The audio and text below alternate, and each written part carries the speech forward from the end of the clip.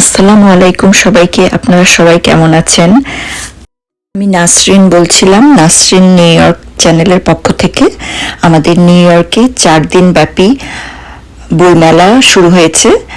তো আজকে তৃতীয় দিন, সানডে, আমি বইমেলায় আসলাম। অনেক ভালো লাগছে এখানে, বিশেষ করে বাংলাদেশি ফ্ল্যাগ, তারপরে সব বাংলাদেশের ঐতিহ্য আমরা এখানে নিউ ইয়র্কে বসে পাচ্ছি। এটা অনেক বড় অর্জন আমাদের জন্য। তো আপনাদের সাথে কিছুটা শেয়ার করলাম, আপনারা দেখেন আপনাদের কেমন লাগে।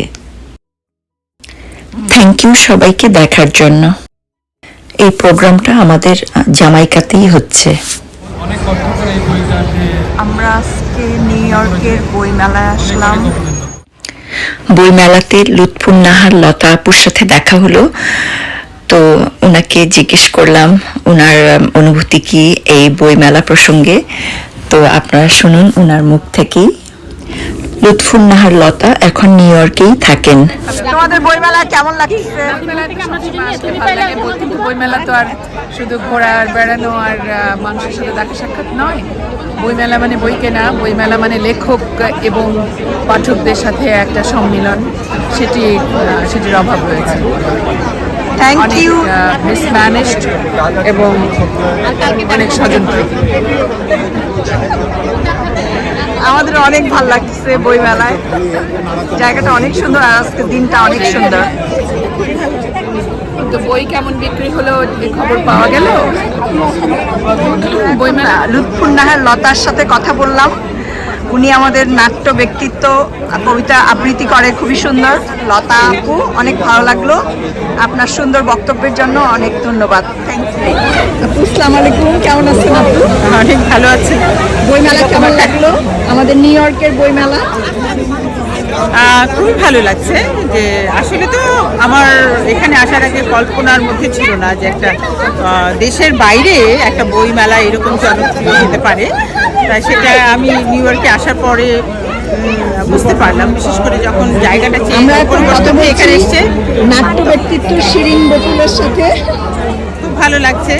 সবাই বই কিনুন, বই পড়ুন, তাহলে বইমেলার সার্থকতা। ওকে, থ্যাংক ইউ আপু, ভালো থেকো। আন্তরিক ধন্যবাদ জানাচ্ছি প্রবন্ধকার, সারাকার, কবি হালরশি পাপি। ধন্যবাদ জানাচ্ছি বাংলা ভাষা, মাতৃভূমি, মাতৃভাষার প্রতি। এই জায়গাটা হলো নিউ ইয়র্কের জামাইকার পার্সনসে।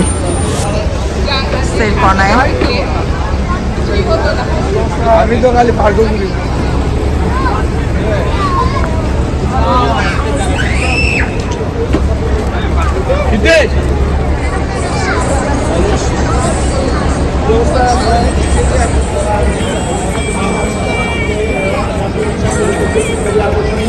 এবং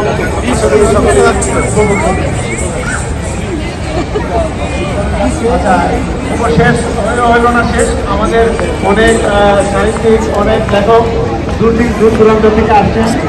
অনেক সময় সময় মতো পৌঁছাতে পারেননি। আমরা আরেকজন লেখকদের মধ্যে যিনি তার বক্তব্য করতে চান।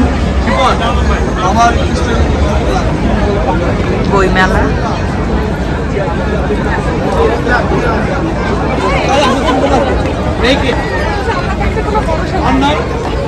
বাকি আর নাই, আরো দুজন, আরেকটা জিনিস আছে। মিতালি যাবে, মিতালিকে দাও তো।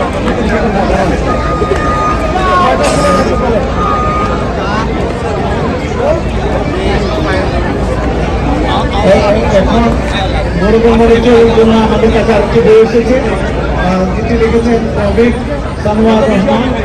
আমরা তাকে মঞ্চে আহ্বান করছি এবং যিনি বইটি উন্মোচন করবেন।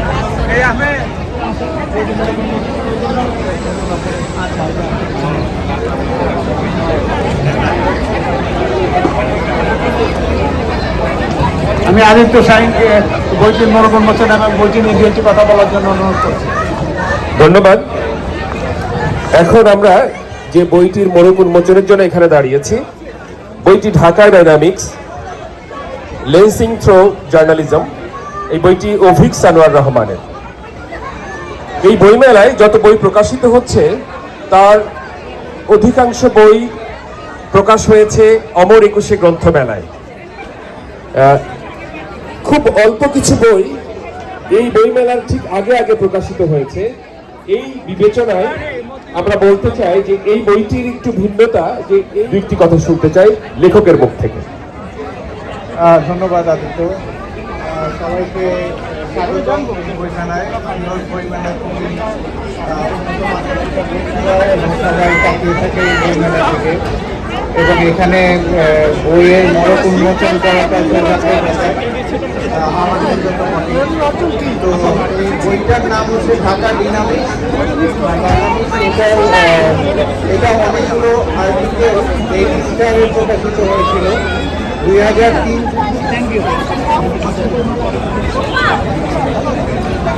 বইটি সম্পর্কে শুধু বলতে বইটির মরকুর মধ্যে করছেন জনাব কাজী রফিক, বিশিষ্ট সাংবাদিক বাংলাদেশে।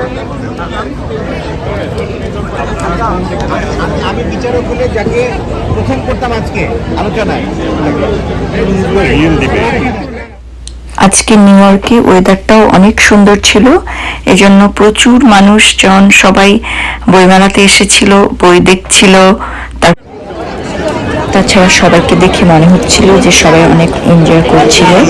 তো যারা এই বইটি আছেন তাদের সবাইকে আমি অনেক ধন্যবাদ জানাচ্ছি তাদের হার্ড ওয়ার্কের জন্য। এবং এমন কিছু চিত্র দেখিনি সেই বিষয়ের উপরে তিনি দীর্ঘদিন ডেইলি স্টারের পাতায় লিখেছেন, এবং সেই লেখাগুলির একটি সংকলন এই গ্রন্থটি, এবং কিছু ছবিও ব্যবহার হয়েছে। যদি জনাব কাজী রফিক এই গ্রন্থটির বড় উন্মোচন করছেন, আপনি যদি কিছু একটু বলেন।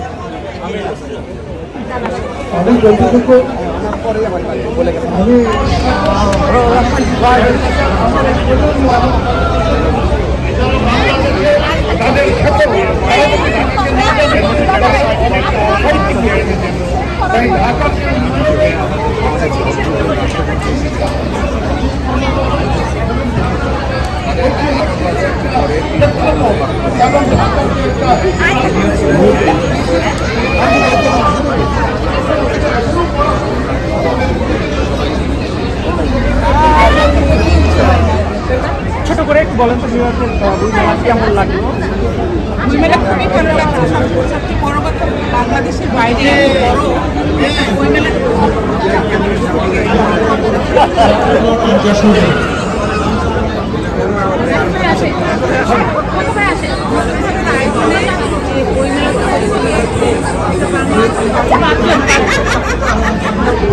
তোমাকে করে দিই।